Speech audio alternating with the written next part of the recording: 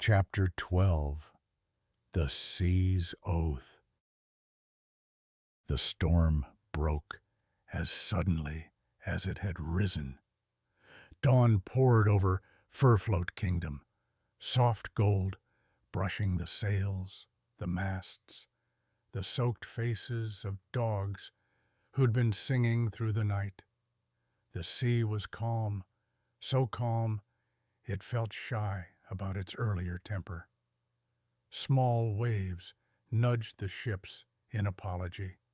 The pearl of tides, far in the lighthouse, burned bright again, its beam cutting through the morning haze like a promise kept.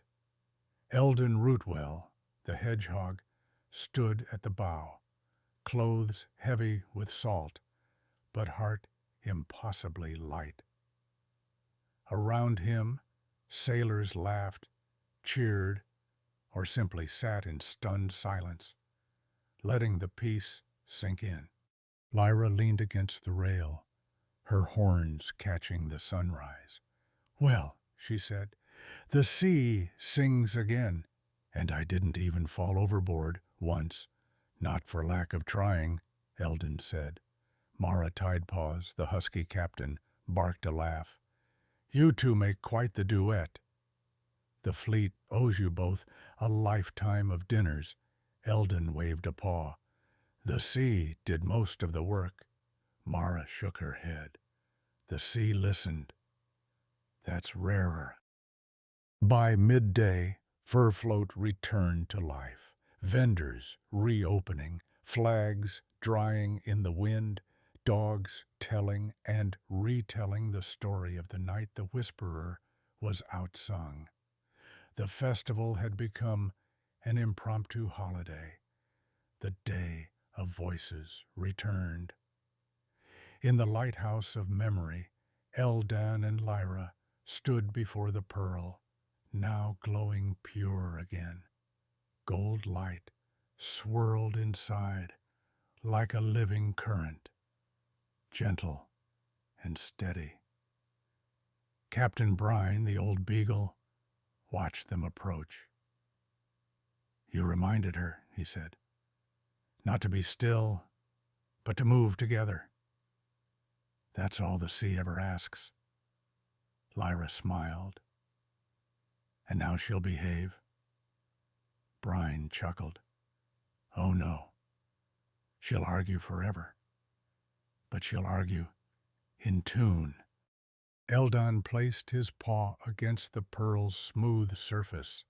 His shard pulsed in his satchel, and a droplet of golden blue light lifted from the pearl, hovering in the air before sinking gently into the shard's surface. It fused there, forest, crystal, and a seashell, 3 parts of the same song.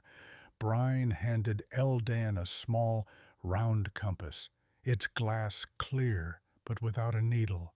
"This'll never point north," he said. "It points where you're needed most. Just listen." Eldan turned it in his paw. Faint warmth pulsed through it. Alive, but undecided, Mara entered, carrying a coil of rope over her shoulder. "The fleet's repairing the docks. The sea's gifts aren't without chores." She winked. "We'll keep her steady." Eldan nodded. "I know you will." Outside, the harbor shone brighter than ever. Dogs sang work songs as they repaired hulls and raised sails.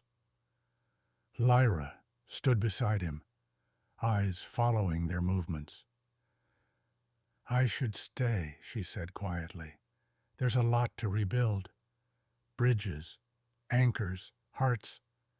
The mountains are strong, but they don't float." Eldan smiled softly. "You'll make the sea sturdy again, and you'll keep wandering into danger, apparently."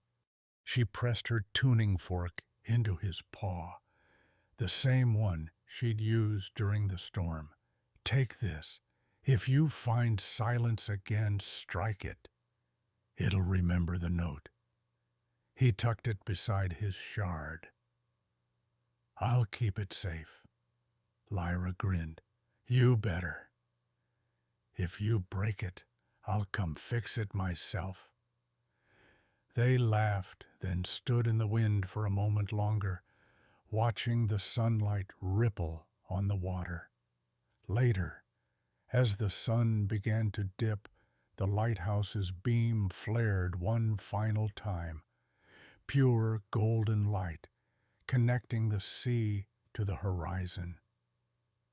From far above, the faint glow of the mountain's heart crystal flickered back in answer.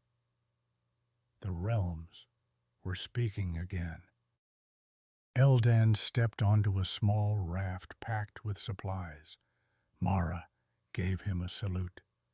Brine placed a paw over his chest. "By tide and thread, we'll remember," the beagle said. The raft drifted toward the channel, where waterfalls shimmered ahead, the path to the next realm. The water sparkled in impossible colors, like a curtain of glass.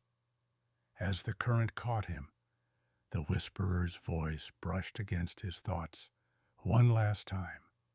Quiet, now, almost human.